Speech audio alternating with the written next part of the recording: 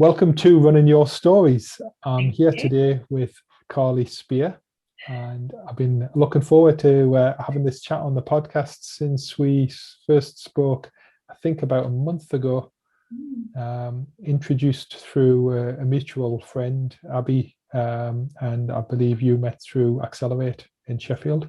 That's right. I'm always happy to mention that wonderful shop. Absolutely, yes. The place where some of my wages go on a regular basis. It's not just a shop, is it? It's like a hub, a social hub for runners. Yes, yeah, it's a great place. So yeah, welcome, Carly, and I'm really interested to hear your story. So I'm open to where you would like to start.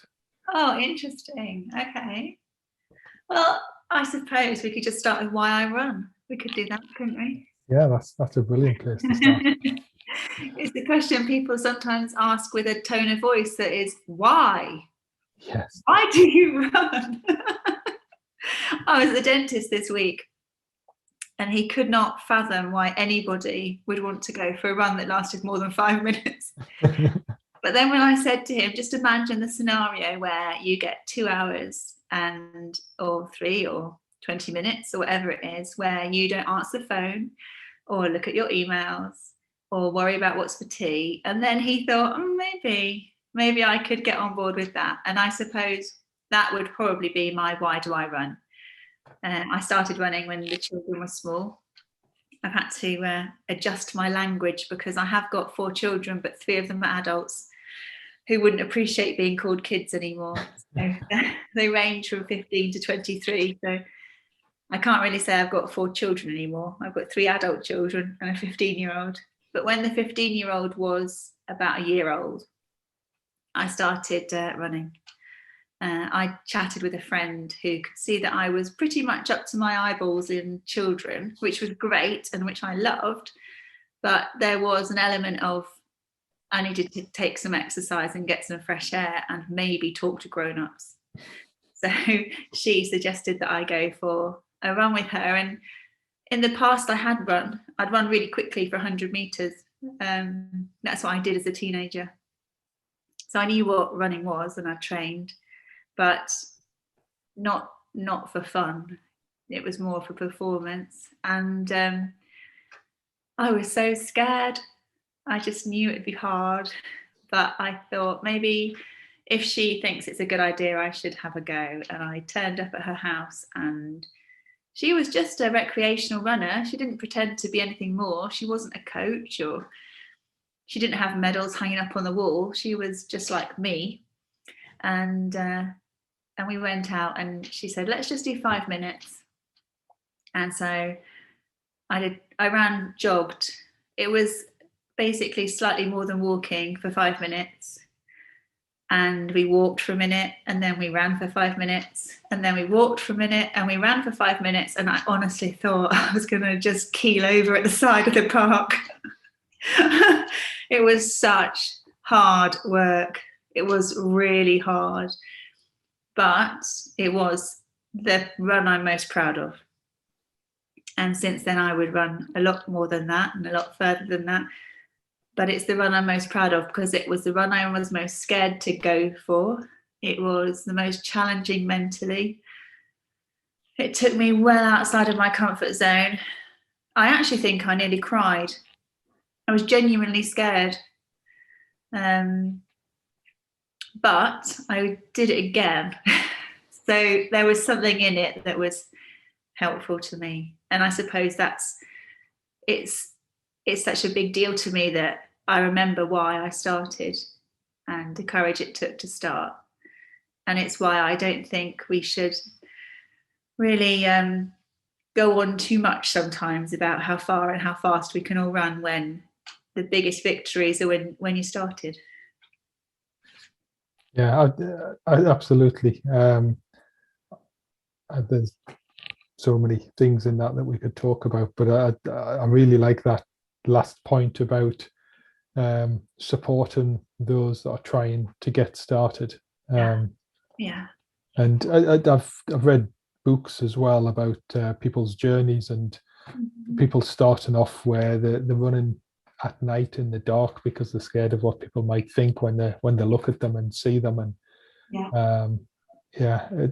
I think I talked about this with a friend of mine while we were running, of course, recently, because as a man, these things tend to be a little bit easier. They're not always easier, but it does tend to be a little bit easier. And I was just asking, well, what is kind of the best sort of approach or response or greeting when you see somebody, and what you really want to do is go up to them and say, what you're doing, or what you're trying to do, I think it's fantastic, please, keep it up, do it again, you look amazing. And we talked about it for a while, and in the end, the advice that I received was just say hello. Yes. Oh, that's so true. Yeah, because it almost kind of normalizes it. Yeah. And actually, that's probably for somebody who's really worried about it, can be very helpful.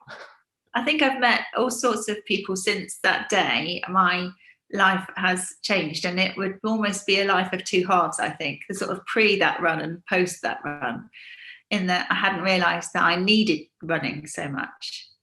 And how it unlocked so much for me, and it unlocked a part of my character and a side of me that I honestly didn't know existed.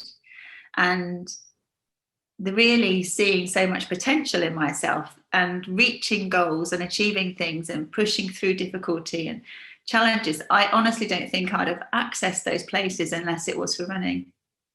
And I think professionally, since that day, I've become a running coach with England Athletics and meet all sorts of people, the range of people.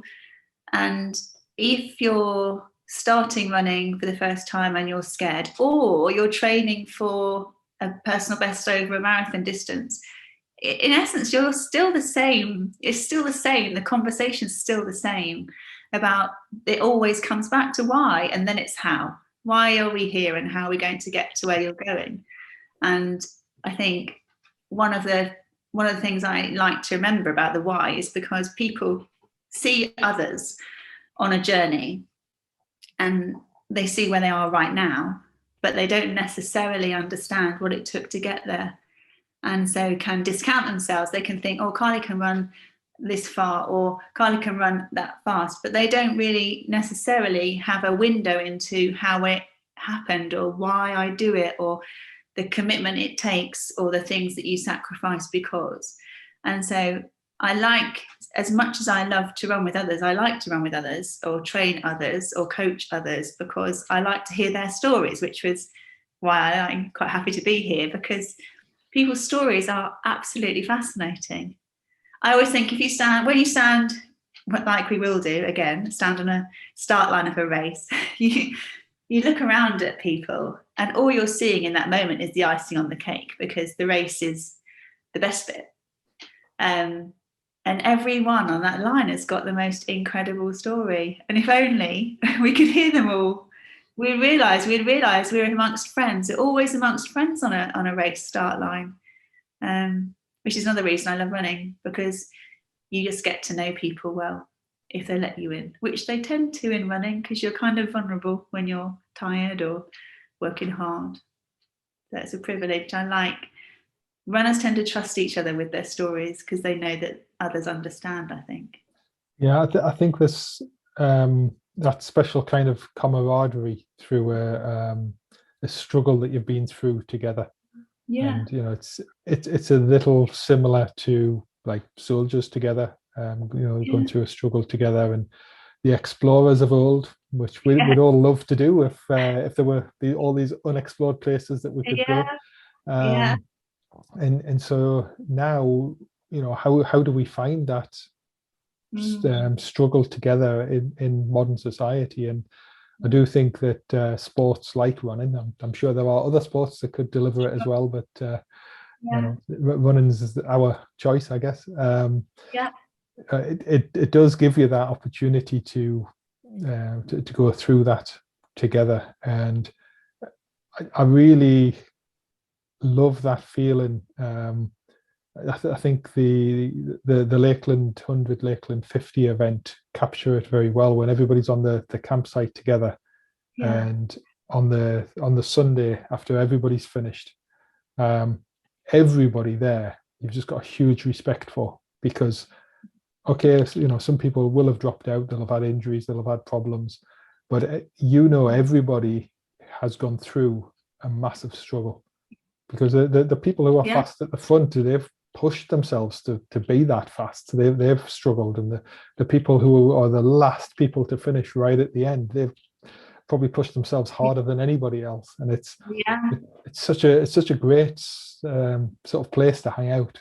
I mean, they refer to it as legends and keep calling everybody legends. And to be honest, it does feel like that. It's that shared sense of achieving something together. And like I said, the backstory of what it took to get there, because people that turn up at races most of the time have trained really hard, and also most of the time it's been quite lonely. So when you train, you may overlap with people every now and again, and you might be lucky enough to have a running friend who's doing exactly what you're doing, but that's very unlikely. And so when you share a race together, it makes sense of all those lonely hours, or the very cold, dark mornings, or the I just can't be bothered runs. It all comes together and makes sense when you're in that kind of community, I think. I like to draw that out of people. So that's one of the things that if in any sort of walk of life, whether it's working in an office or doing what I do, which is coaching, my intention is always to bring out the best in people. And for me, that would start in a way with helping them realize that outside of their comfort zone is where the really brilliant stuff happens. But it's really scary leaving a comfort zone. So what I knew before I started running was I would love to walk my dog, and I hadn't been well. There was a patch of time where I wasn't well. And so although I started running and I ran consistently and I was doing great, I had a couple of years out, and getting back into running was really challenging. It was almost as challenging as the first time round. And in the times where I wasn't well, I had glandular fever as a 30-year-old, which is not normal really. And the nickname for glandular fever is the kissing disease, because mostly teenagers get it. But at 30 and a mother of 4 small children, I can promise you I'd been kissing absolutely no teenagers. But I managed to somehow get hold of glandular fever, and I hadn't been well already with something really boring that was flooring my life, to do with hearts and viruses and all sorts of rubbish stuff. But the glandular fever was just extra that I didn't need, and it wiped me out for a good, probably, it all told, honestly, about 2 years. And there were times during that period of time where it was kind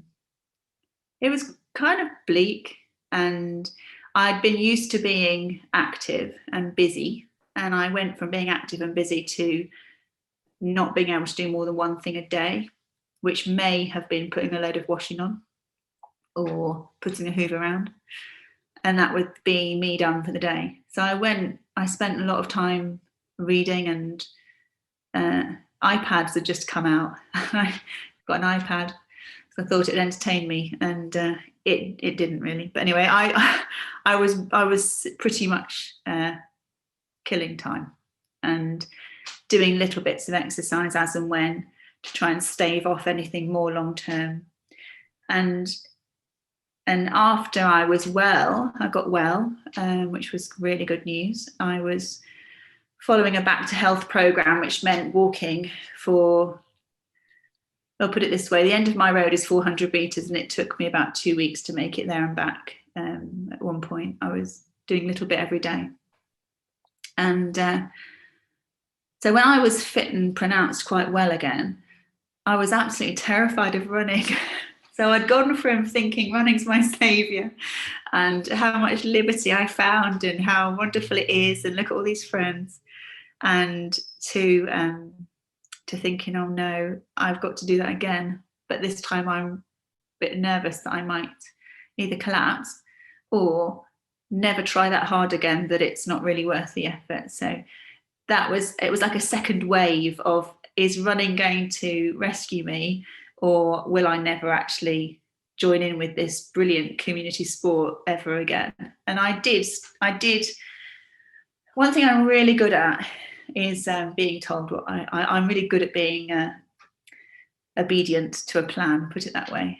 So I'd followed a back to health program with a doctor. And so when I went and had a running program, a back to health running program with a personal trainer, I just did exactly what I was told, because I was so scared of either not doing enough or doing too much. And so became dream client overnight, because I would just do exactly what I was told.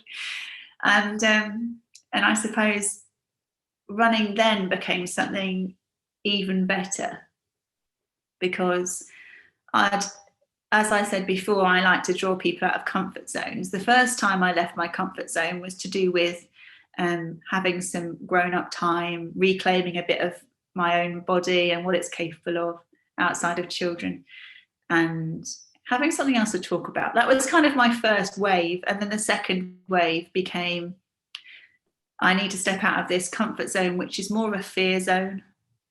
And outside of that was a whole world of, I didn't know what to expect. And because I was well behaved and did as I was told, I recovered plus.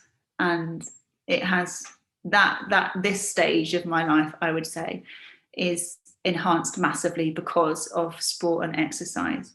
If I hadn't, I think I could likely have been quite a different person.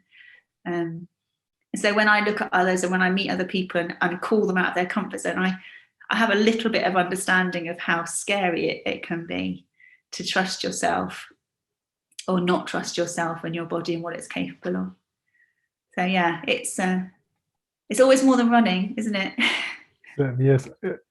Can I just ask, Yes. from that point where you were struggling to walk 400 meters, Yeah. how long ago was that? That was 10 years ago. 10 years ago. Yeah. 10 years ago. Yep. No, that's not true. I was sick 10 years ago, but I've been actively running and training and performance-based running for 4 years now. Yep. So it took a bit of winding up. Yeah, but I think as well it's a really good thing to highlight to people. I mean, to go from only being able struggling to walk 400 meters to being able to run comfortably at whatever distance you're aiming for. I think that's the key point. Yes. Is such a massive thing, and it's something that I've been learning on my running journey as well, because I think we then start to use running as such a great metaphor for everything else in life, that you are on a journey and you don't have to go from 0 to a marathon or what you think your aim is. You don't have to get there in the shortest possible time. No, definitely not. I think the thing that characterized both my returns to running was patience and consistency and perseverance. Yeah. And I think in the first instance, post babies, it was just being patient with myself and being consistent and allowing myself the opportunity to be able to go out 3 times a week. And it was only for half an hour. But it was realizing that I would make progress if I was consistent, and that hasn't changed. So then when I was doing the back to health walking, that was, again, it all had to be patient with yourself but be consistent. And that mantra doesn't change. You have to be patient and persevere and be consistent. And it isn't very exciting language, but it is definitely what brings the progress. And so I would say the patience required. At times I had to temper that with a bit of over enthusiasm might have crept in. But it's, being cautious and returning slowly was the key that unlocked the ability to do anything at all, really. And my ambitions to do what I do now were the furthest thing away from my mind, which is also what I try to remember when I'm coaching people, because you can so easily get sucked into, oh, I do hope parkrun gets to continue, because my goodness, what a brilliant front door that is. Yep. But because you are really enjoying parkrun and you're loving it every week, helping with the cups of tea and socializing, or being a turnaround person, or whatever you do at parkrun, because you're thoroughly enjoying that, it doesn't mean you have to sign up for London Marathon. It doesn't mean that if you start with 5K, you don't have to run 10, you don't have to run 21 or 42 or then go further. It isn't, I don't think it's helpful to think like that about running, because it insinuates that if you really like 5K, that you're less of a runner than someone who likes to run 50, because it is just an absolute nonsense. It's, when I first started running, it was about, I've said what it's about, but when I started to engage properly with training and think a bit more about performance, that was down the line. It wasn't the first thing I thought about. The first thing I thought about was being fit and healthy and well again. And then the challenges come after, but you can run and not race. It's not you don't have to prove yourself in any way. You don't have to run quickly.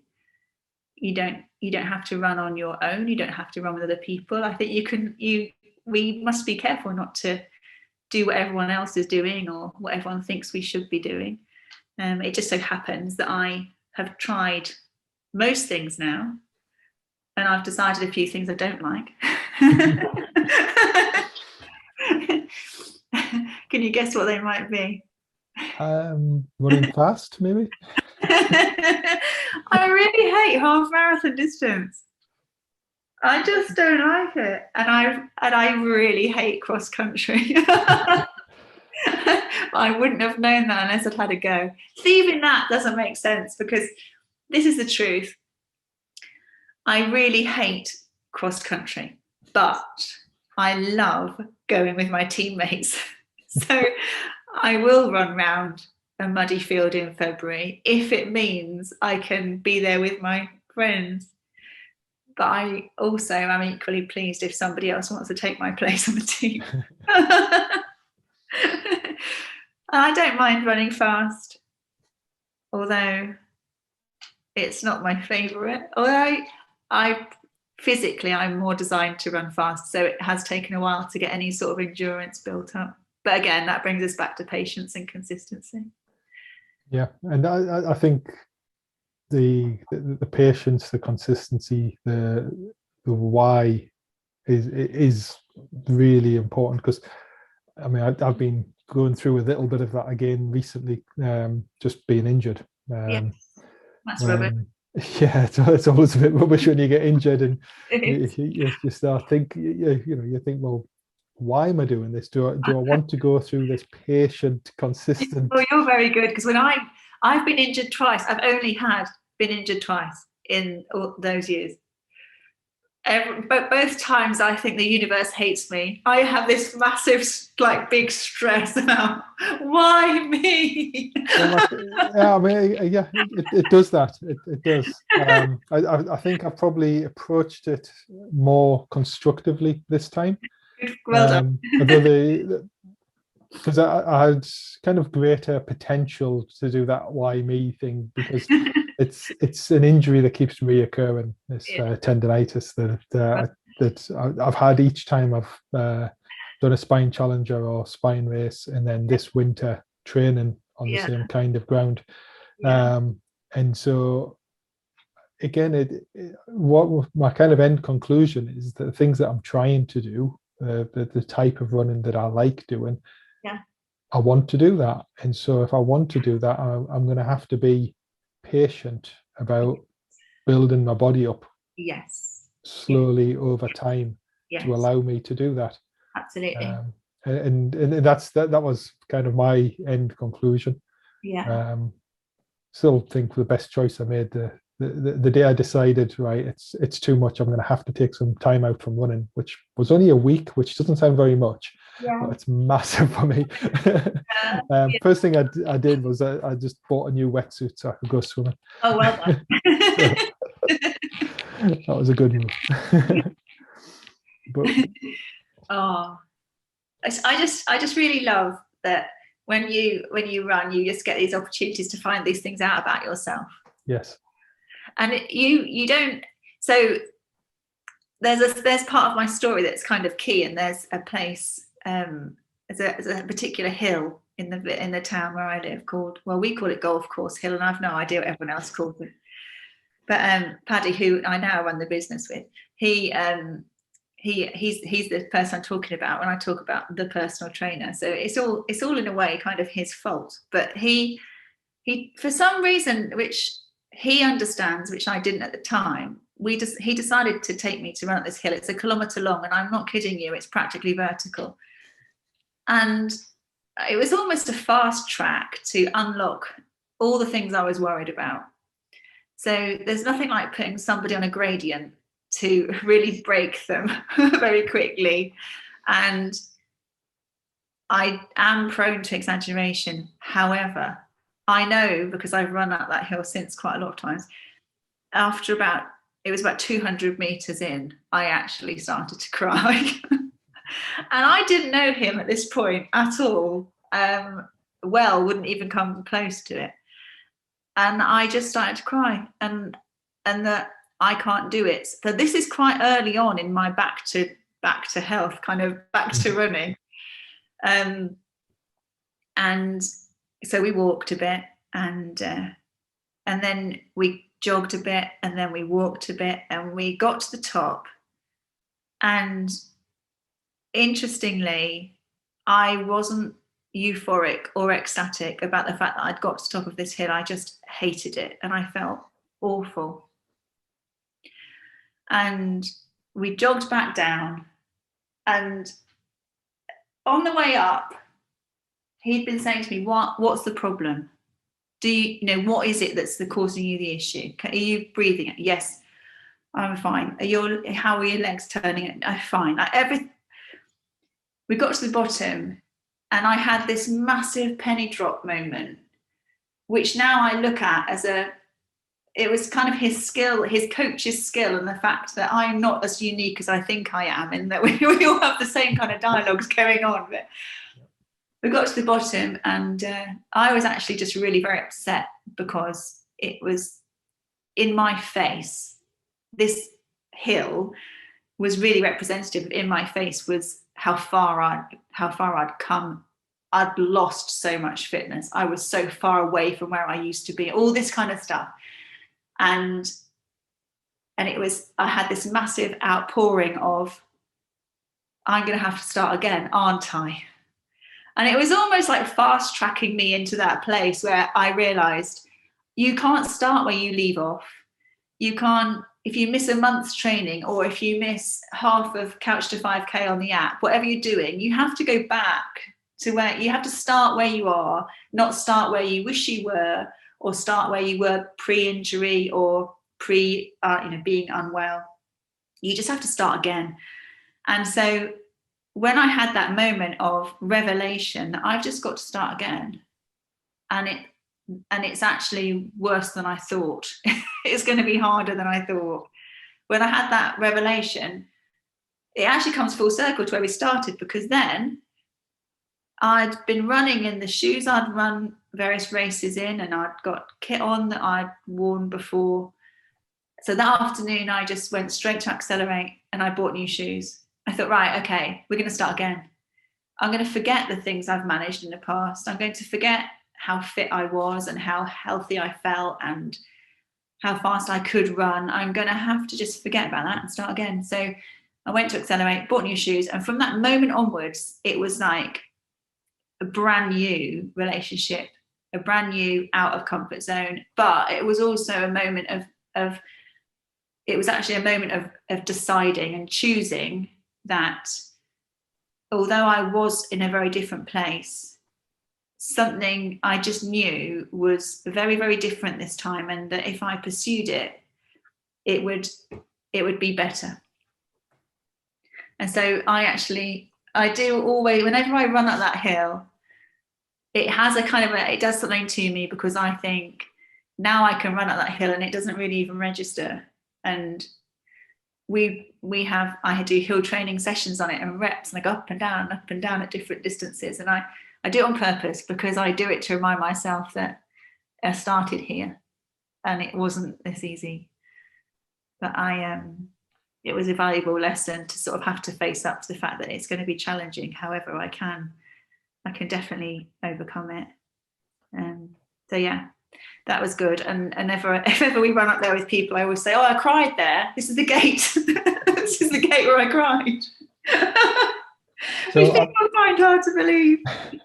So I think the really most important thing to take from that part of the story is that we all need to go and buy new shoes. Absolutely, there is nothing like a pair of new shoes. Because we're always looking for that excuse to buy another pair. Oh god, yeah, that's true. I mean, my funny thing is, I got really attached to those new shoes because they meant quite a lot to me. Yeah, but it was again while you were telling that, and it's probably the case that every runner has that similar kind of moment of something that somebody's said or done that unlocks you at least to move on to the next level, and Yes. maybe you need something again later on. Yeah. And for me, it was probably a kind of a much smaller thing, but it's just what I needed at the time. It was because it's I was starting to do park run, yes, a little bit similar to your why about just to get fit. Yeah. I had no idea where it was going to go, and there was a friend that I'd known for a long time, and he never used to run, but he'd ended up being and he still is a really fast runner. And I was getting a little bit faster, and he just said, because the thing I was struggling to do at the time was to run 5k without walking. Yeah, and a long way. It is. It's a long way. And he just said to me, he said, "Well, you can do it. Yeah. Just believe that. Yes. Don't allow you to think that you can't do it. Just go and run it all." Yeah. And the strange thing is, I did. Of course. And it is really interesting that the different things that in that case it was just a friend. Yeah. He did put I'll give him credit, he did put some thought into what he was going to say, how he was going to say it to sort of catch my attention and push me on. But that was it's really interesting, those moments. I think it's when you can see something in someone else that they can't see themselves.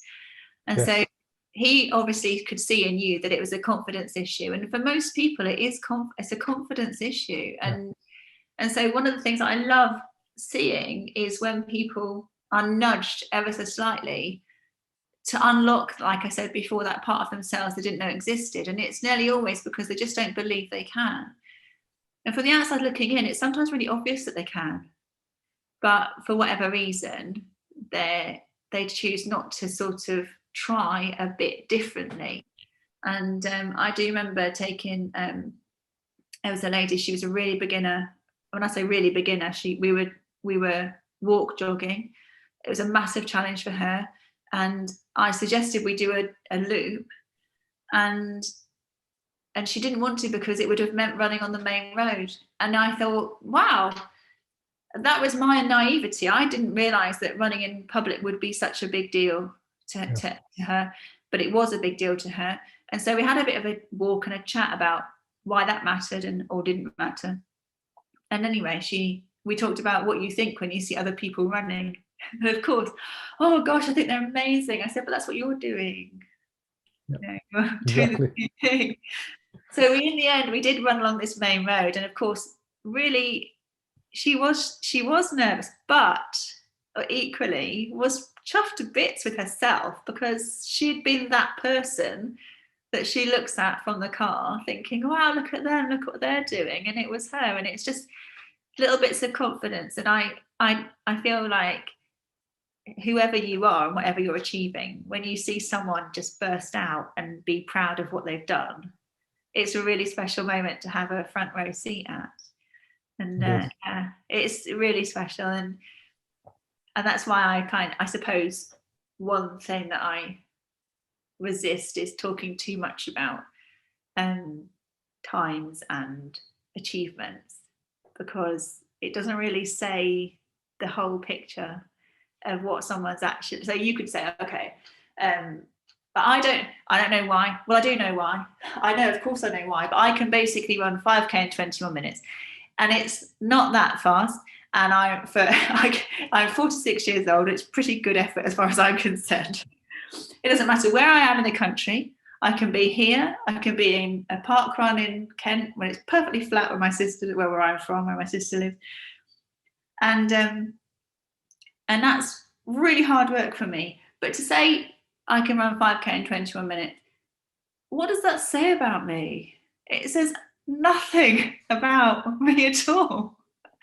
It's much more interesting to have the conversation about what's it like in your head going around that loop twice, or what's it like at the turnaround point, or what conversations do you have in your head? And they're the same. It doesn't matter who you are. Why am I here? Why am I doing this? And could I go faster? Is it my best effort? Am I sticking to the times I've said I would on the splits? So and then you think, oh, be quiet, head. Just be quiet, head. So I think the difference between running a short distance and a long distance for me is I have less mental torment over a longer distance because I don't really have that kind of battle with the pain element of being quick. But so whenever people say, oh, how did the race go? Or how interesting is it to know how fast someone did it? It's not that interesting. It's much more interesting to have the story of how did your race go, not how fast did it go. And that's the leveler, I think.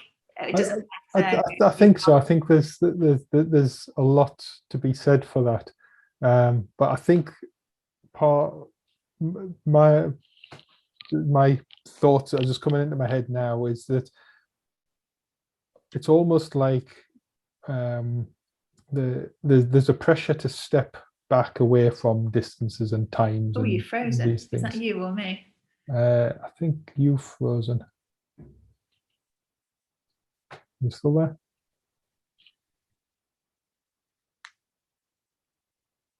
Oh, nope. Oh, there we are. You're back. There we go. Yeah, that's fine. So that's the kind of bit I can cut out.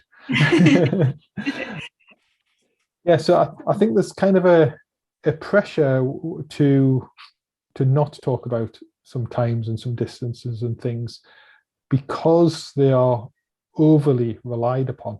Yeah. Not that I think there's a problem with them at all, because I do sometimes ask people that where I know the race, something like a Lakeland 100 or something. Yes.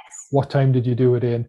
Not because I'm trying to say that one's going to be more amazing than another, but because when somebody says to me, I did it in 35 hours, or somebody says to me, I did it in 22 hours. Yes. It's quite a different conversation about the journey. It absolutely doesn't tell the whole story, but that can be useful information to sort of target the next part of the conversation. But I don't think there's many people who use it that way.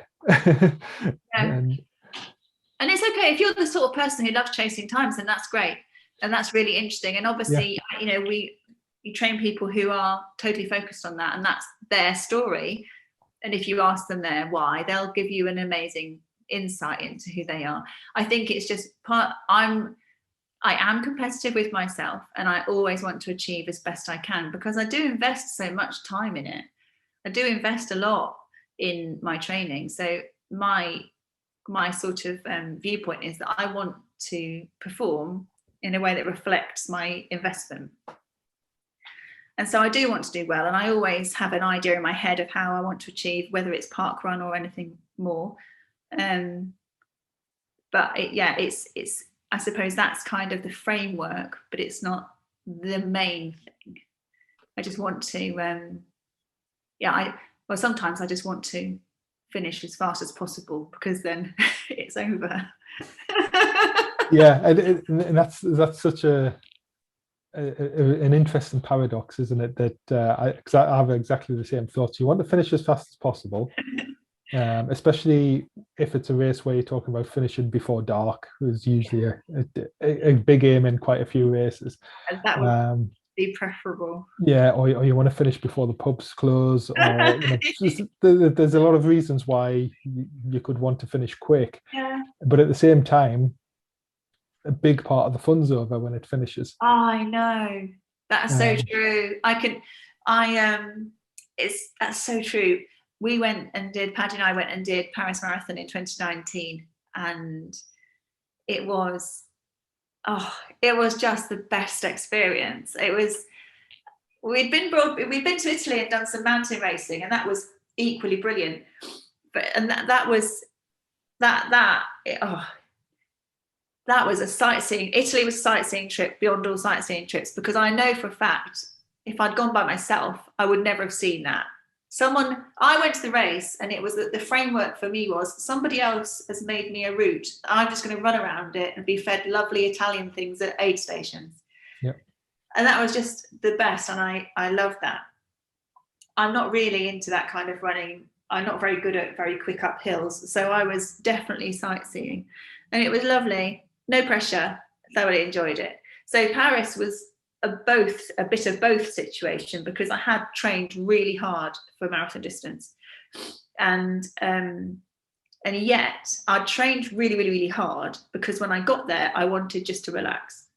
So I went really well prepared, but the route, it's just something else. You get to see the most brilliant, everything that you know about Paris, extra, plus, and everyone was just lovely and very the support was restrained, I suppose you'd put it. It was just lovely. And I did that thing where you race really, really happy and do really, really well. Yes. And I soon realised when I got to, what was it? I think Eiffel Tower was 30 kilometres. And I thought, oh no, it's nearly over. I've only got 12 left. And it was this thing of, but I'm really on track for time, but it's not going to finish. and be over and done with, and then that's my Paris Marathon done. And I could have made it last a bit longer. It was just really strange. I'd kind of loved the experience, but almost wanted to be able to. Well, I suppose you do go back over it, but it went too fast. But it was perfect. It was really good. I think it sounds like we kind of have a bit of a similar view in that. I think what I'm really aiming for in my races is to enjoy it as much as possible. Yeah. And for me, that means running in flow. Yes, absolutely. That means I'm running at my pace. It's really my pace. It's not something I've written down, and what I've written down doesn't matter anymore. Yeah. You get into that flow state, which, interestingly, I haven't really thought about this. I can be in flow while I'm having a conversation, and that's really really nice when you look back on that afterwards. The miles just disappear. Would you call that what my friend calls moving meditation? Yes, definitely. Yeah, I've seen some documentaries where they've done MRI scans and everything else, and it is is meditation. That's the best thing about running a long way. I think you don't. Yes. I don't think I experienced that outside of running a long way. Yeah, I think I recently, again, because of being injured, it's then harder to get into that state as you're building back up. Yeah. And it was just in the last 2 weeks, I had my first run where I got home and thought, actually, 3/4 of the run I was in flow. Yeah. And it was just, that's the best run I've done since I got injured, because that's great. That's what I want to do. And as you say, when you go to an organized event, then you're going to have this food here, and the routes worked out for you.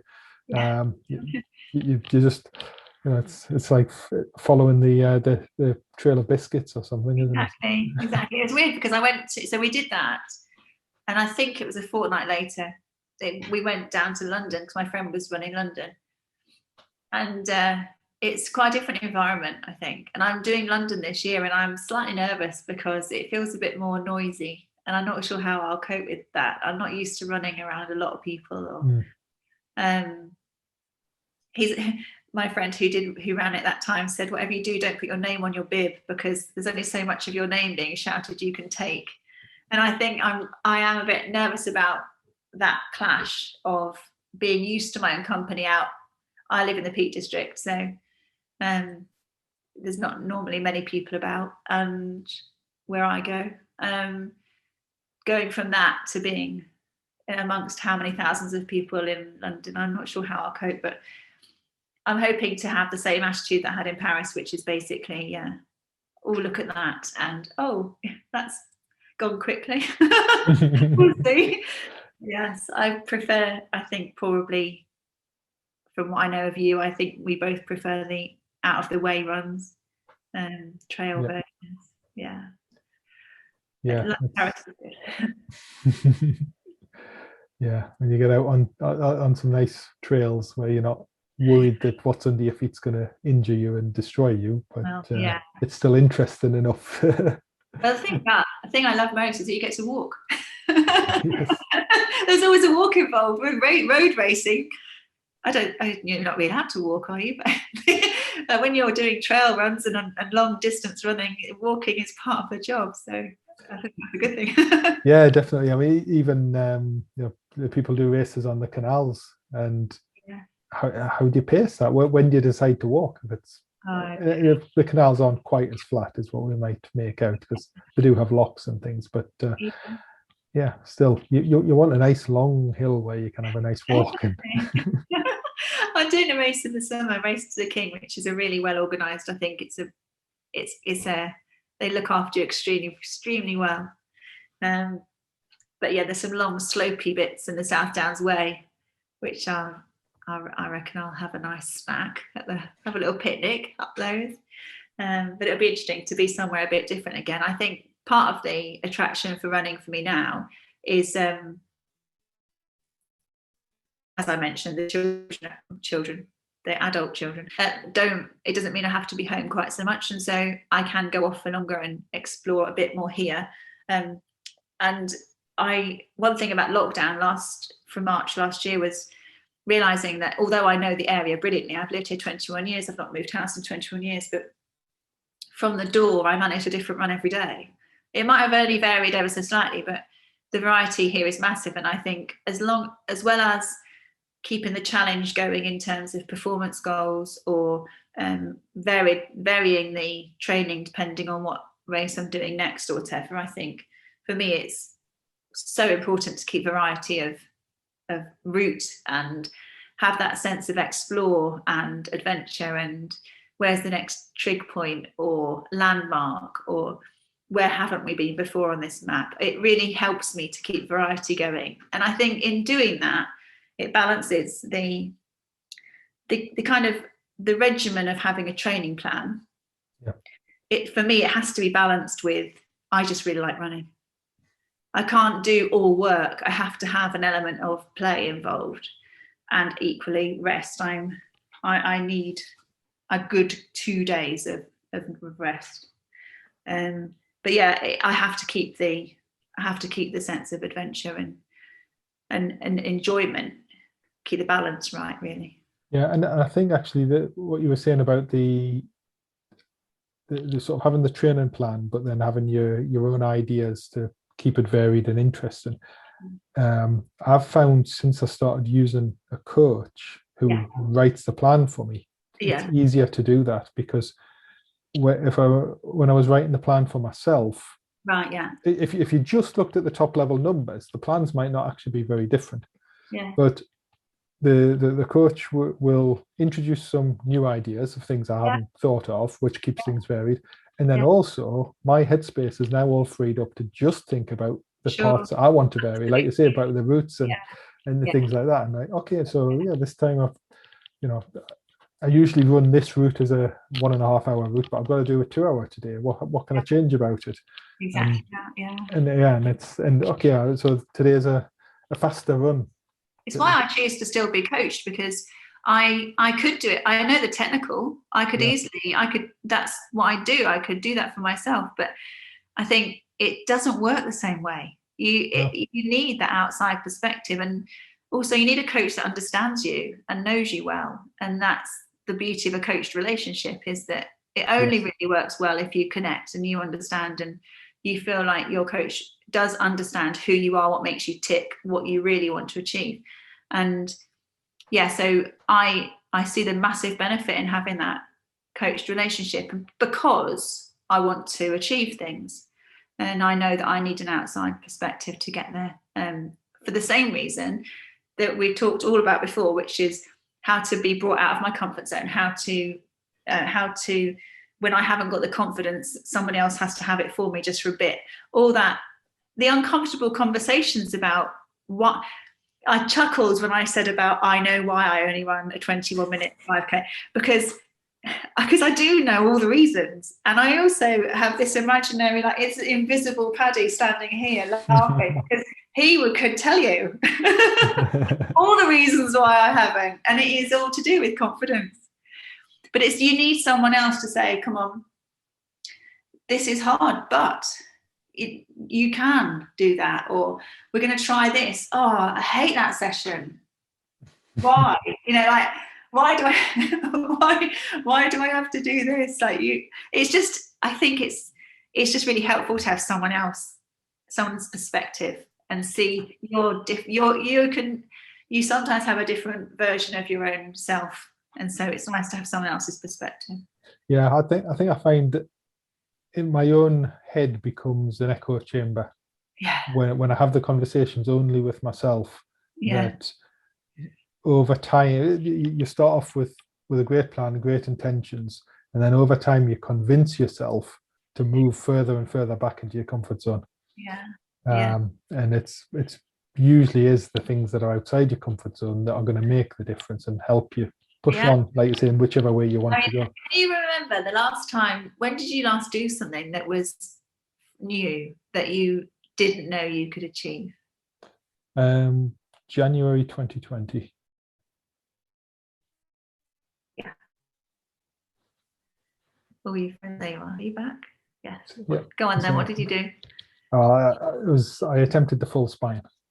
Oh, okay. So that was, I didn't know, and it was interesting because I had some conversations with some, because I wasn't being coached for that as such, but I was having conversations with a friend who is an experienced coach. So he asked me some very good coaching type questions about, well, why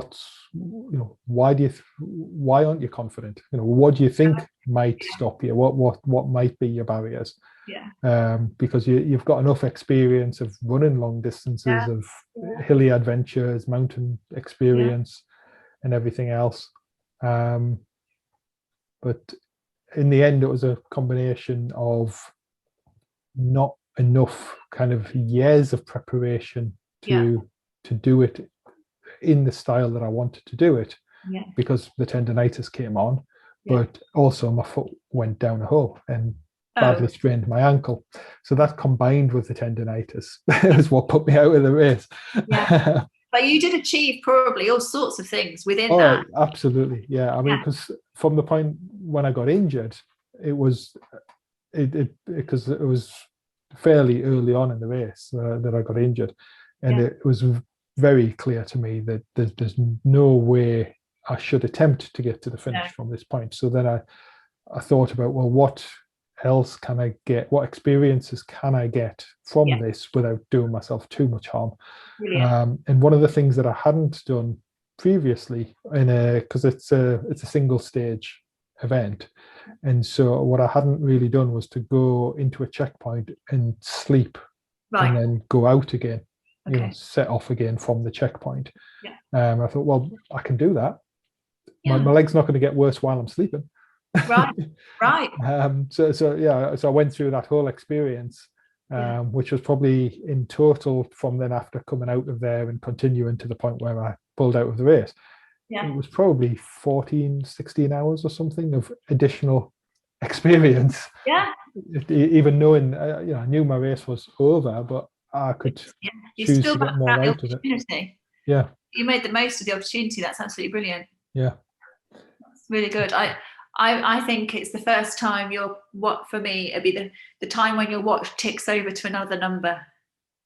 When you start to go into that outer space of 10 becoming 11 kilometers, or 40 becoming 41, or 50, or whatever the next big number is that you've never done before. And just seeing that watch tick over, and you sort of think, gosh, is this actually me? Am I really running this far or for this long? Or it seems kind of impossible, but it's your current reality. So it's amazing to see that. It is. I think I've almost spoiled myself in that I kind of went about things in a way that I wouldn't advise anybody else to do, in that I went up to the 100-mile distance very, very quickly. If you had a coach at that point, the whole thing is you have to agree that the goal is a good. Can we agree on this goal? And I should imagine there'd be 1,000 coaches screaming at the screen. Yeah, absolutely. Yeah, it was crazy. So this is why, like I mentioned in there when I was just talking about the spine, saying to do it in the style that I wanted to do it. Yes. And what I mean by that is the first time I did it was the Spine Challenger, which is a very tough 108-mile race, a very tough one. And absolutely sort of dragged myself limping, and I've said this many times now. I would have cried, but I didn't have enough in me left to cry. And that, I mean, that was. There was a good 6 or 8 hours of being in that state. Oh dear. And I dragged myself to the finish, and I decided then, okay, so now I know I can do it. Yeah. I don't want to do it like this again. No, not an experience to repeat. No, that's right. I mean, it was, absolute. It opens so many opportunities and makes you realize how much you can do. Oh, yeah. In a very sort of David Goggins kind of way. But the thing that David Goggins is blessed with is the genetics that means that his body adapts so rapidly to the crazy things that he does. And not everybody has that. No. No. But it's interesting because you glean from others things that are useful for yourself, don't you? Yes. And so his thing of never giving up. Sometimes it would be best if you did, but yeah, you can have that mantra of I'm just falling over and hurting your ankle, taking those things out of the equation. You can decide in advance, I'm not going to give up. So I keep picking parkrun because it's totally relatable. Yep. But you can say I'm going to start and I am going to finish. So in a way, you decide in advance what you're going, the negotiables. So it's a non-negotiable. I'm going to run to the end of parkrun. Doesn't mean it has to be fast. And it's the same thing with when you're in a longer race or a difficult training session. It's, for me, I've gleaned the never give up would be from David Goggins, but I don't even know where it came from, but it was a girl on Instagram who was an accomplished ultra distance runner, and she said when she's struggling, she just thinks, what are the facts? It takes all the emotion out of it. What are the facts? And I find that really helpful, because if you take the emotion out of even if it's a training run that you're not enjoying, the fact is, okay, I'm not having much fun, but am I physically well? Am I hydrated? Have I consumed enough energy? Am I dressed for the occasion? Is the weather okay? Do I need some sun protection? Like the facts, it kind of takes out the, shall I give up? Can I slow down? Should I just phone for a lift home? It takes away, and it helps you then to process how you're behaving right now. But the worst thing is how you respond later when you get home. We've all had, how many people sign up for a race as soon as they get home from another race because it didn't go as well as they hoped? I mean, we are all guilty of it. Yep. I ran Manchester Half. Let me think, which year was it? I ran Manchester Half, and I honestly can't remember why I wasn't happy now. But I do remember that I cried in the bathroom when I got home. And how ridiculous was that? I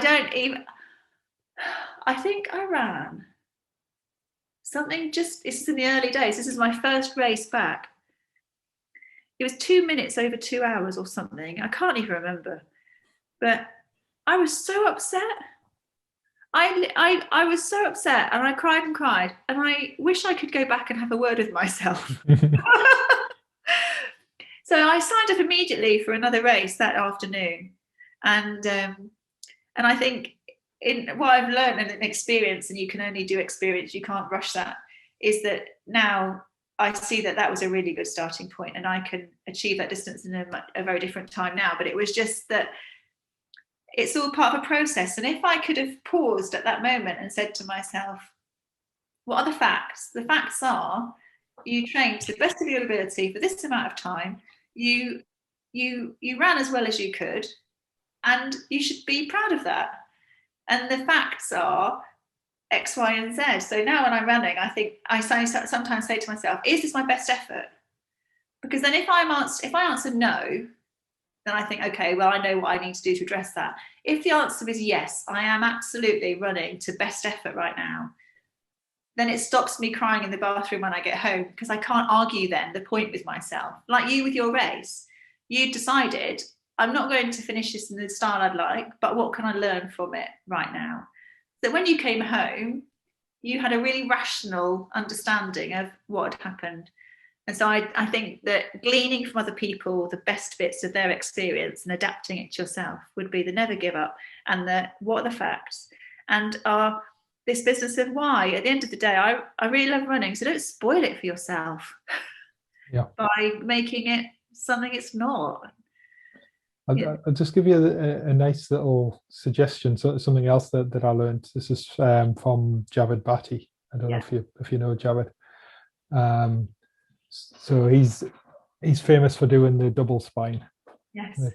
And so what the tool that he taught me is it's very much achieving the same thing as what are the facts. But it's because that sometimes can be hard to put yourself when you're becoming quite emotional. It does take practice to get yourself into into that frame of mind. And the one of the tools that he taught me is to give yourself 3 options instead of 2. Right. Okay. And so it can be as simple, and this is a very coarse example of, you know, if you're trying to think for a moment that you're going to drop out of the race, well, it's not just do I keep running or do I drop out? Yeah. Should I change my speed? Yeah. You know, so suddenly you got 3 options. So suddenly, as soon as you should I change my speed, and that third option, then you start thinking about the facts. Yes. And there's and it's really quite a kind of simple thing that you can. Again, back to Goggins. You know, Goggins says you need things in your cookie jar, is the way he describes it. You know, these different tools that you can rely on at different times. And so again, like I say, you pick these things up from different places as to what's going to work for you. So it's really helpful, and I think framing something in advance is really helpful, and knowing what your best case scenario would be great, but most of the time thinking about the worst case scenarios and what could possibly go wrong is equally helpful, and reconciling yourself to that in advance. So you start something and you think, right, it would be brilliant if this happened, but let's assume that there are challenges along the way. How am I going to manage those if they happen? And then you sort of you've been through all the scenarios in your head and things will always happen that you can't see coming. I understand that. But it's helpful to navigate the race in your head, or the training session in your head, as to what challenges might come up and how you're going to overcome them or get around them. But in advance, it's just sometimes we can put so much pressure on ourselves that it's, when the children were little, I remember reading this thing, and it was to do with how you speak to children and how your brain functions. So, for example, their example was, if your child's climbing a tree, you don't say, watch, don't fall out of the tree, be careful, don't fall, because something in your head processes that potential and it's more likely to happen. you're better off saying, be careful where you put your hands and feet, concentrate really carefully on the next branch. And then your brain just processes all of that. So my last race, I did the Longhorn 60, which is a local one here to where I live. And I chatted to my friend who's a very experienced GB triathlete called Chris Howard. She's real inspiration to me. And she's and I said to her, okay, well, I kind of have got my race plan organised in terms, because COVID was an issue, because there were no aid stations. We had to make sure we had everything we needed, and it wasn't a long race, but it was long enough. And so I planned out things that I thought might be difficult for me, might challenge me. I worked out what I needed at certain points, and I just said to her, okay, how would you any top tips, kind of thing. And she said, just think about this. It's your luxury time. You're spending a whole day, well, not all a day, but a lot of a day, thinking, just doing what you really enjoy. And I thought, I was expecting her to say, well, make sure you get this particular, set your pace and get here by then, and make sure you do this and have that ready at the end. And all she said was, it's your luxury time to do what you really love. And I thought, I love that. It's just the perfect, in a way, it would kind of be a really good way of summing up everything we've talked about. Yes. It's how you frame things. It's what you hope for from something, and how your best case scenario of how things might go are almost worth having a punt at, because sometimes it does go that way. So I managed to start running in a really social way with my friend, and that was brilliant in the early days of having the children.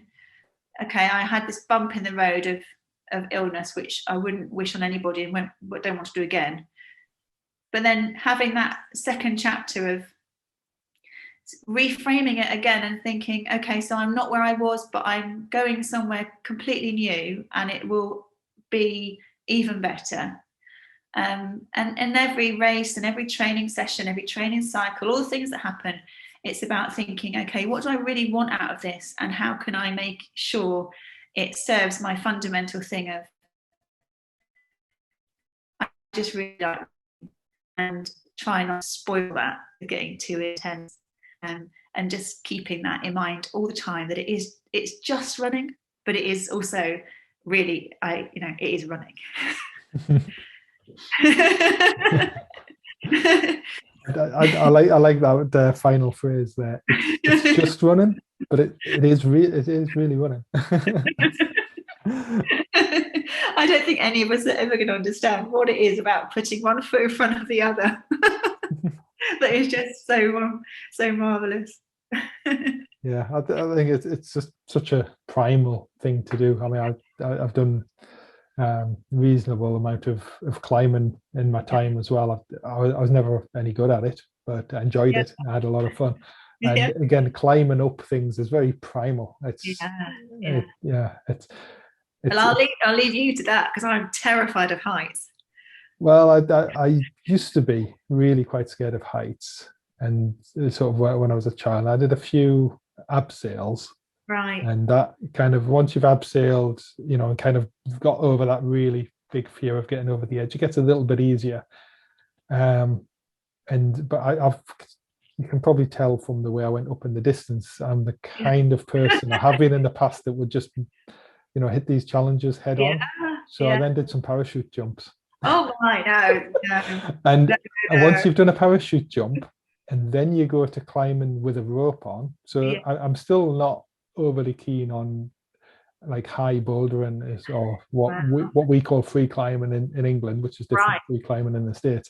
I'm not into that, but with a rope on now, I'm really quite comfortable. Right.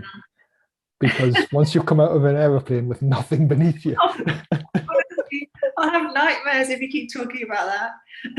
I did have nightmares when I was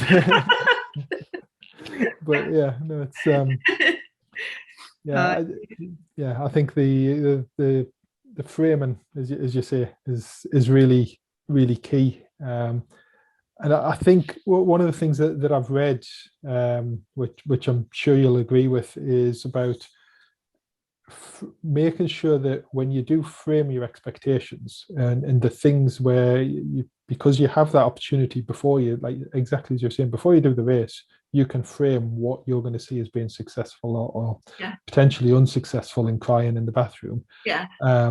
If you make sure that those things that you're hoping to achieve are within your control. So like winning the race is not in your control. No. Running a race which is a good time for you is much more in control than winning the race. Because and so that's something I think it's in the book The Happy Runner. I don't know if you've read that book. It's quite a good one. I think that's where I get that from, and that's something I've been trying to do, and that's what really helped me with that spine race DNF, because it was the spine race captivated me, my thoughts, all my running journey, and attempting the full spine in 2020 was a culmination of sort of 2.5 years of complete. So that's what my aim was. And then to DNF in that, just under halfway, a lot of people were sending me messages saying, "I'm gutted for you. You must feel terrible." Actually, I felt okay, because, like we were discussing, I got so much out of it. I'd framed what would be successful, because I knew there were big unknowns in that, and so although I had the potential to shoot for the stars, I had the potential of a top 10 finish. But I still achieved so much out of that race and gained so much experience. It was a very successful way to spend my time. We often learn more from the things that don't go right, don't we? I think so. Well, unfortunately, I'm pretty convinced you always learn more if you allow yourself to. Of course, you can be tied up with regret and everything else, but it's So I think we'll probably wrap it up there, because I've taken up quite a lot of your time. It's been, I hope it was what you were expecting. I don't know. It's been a brilliant conversation, Carly. I think you and I have so many similar ideas about running that we really need to do a very long run to give us enough time to get through some of the conversation. Well, the good thing about that is I live somewhere different to you, so it'll all be, the variety can be ticked off in both our boxes. Yes. So when you and I love doing both. I love going to visit someone and getting sort of toured around their area, and I love it when people visit me and I can show around my area. Have you ever done the 9 Edges run in Peak District? I haven't done the 9 Edges, but last summer, with COVID being on and races being cancelled, some friends and we mapped out our own 105-mile route. I think I'm going to plan our run, if that's okay. That's fine. But part of our route was based on the 9 Edges, which I'd never done that race. But one of my friends, Jim, who was helping to plan the route, he said, "I'm taking this section from the 9 Edges." And I couldn't even tell you which section it was, but I thoroughly enjoyed it. It would be a great run to run and talk. And if I plan it, then it means it won't be 100 miles. So. No, I can only do a few of them a year. But that would be a good one, and it'd be really lovely to run and get you and Vicky and Paddy could come, and we could just have a really good catch up. That sounds brilliant. Yes, we'll definitely need to set a date for that. I'd really enjoy that. So, I really loved your earlier phrase. It's just running, but it is running. Yeah. I don't know if you have anything else to add to that. I think there's anything more to say. If you're a runner, you'll know what I mean. Yes. Well, thanks very much, Carly. That's okay. It's been so nice to talk to you. And you. We'll do it again soon. Yeah. Thank you. Okay. Bye, Kev.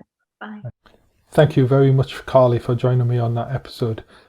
A very interesting conversation. Really great meeting more people in our wonderful running community. You can find Carly on existfit.co.uk. That's existfit.co.uk, where Carly and Paddy have their coaching business. Carly does running coaching, nutrition coaching. Really great person to work with if you're looking for somebody to coach you in that area. So thank you very much for listening, and we'll be back with another podcast soon.